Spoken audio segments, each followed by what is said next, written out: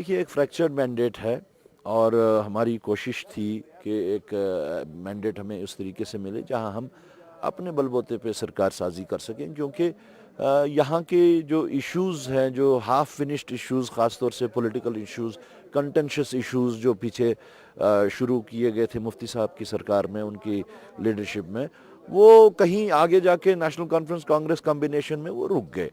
तो सबसे बड़ा हमारा ये है कि वो पॉलिटिकल इश्यूज़ को आगे बढ़ाना है।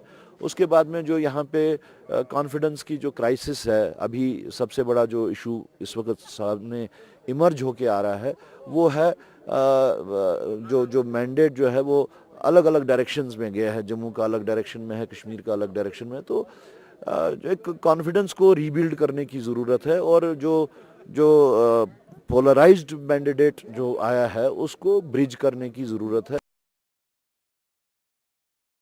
कोशिश यही होगी कि कोई भी कॉम्बिनेशन अगर बनती है, जो भी बनेगी, उसमें हमारे जो गाइडिंग प्रिंसिपल्स होंगे वो ये है कि एक तो रेजोल्यूशन के इशू को, जो हमारा सबसे बड़ा कोर इशू है, जो हर चीज़ के इर्द गिर्द जो जो हमारी रियासत जम्मू कश्मीर की सियासत है वो उसी के इर्द गिर्द घूमती है।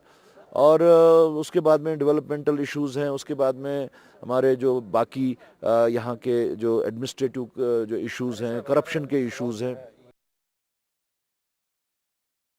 देखिए, मैं तो बहुत पहले से इस बात को कहता आ रहा था कि जहाँ तक सपोर्ट का ताल्लुक है, पॉलिटिकल सपोर्ट का जो ताल्लुक है, वो मेरे ख्याल में बाकी जगहों से ज़्यादा हमेशा श्रीनगर में रहा है।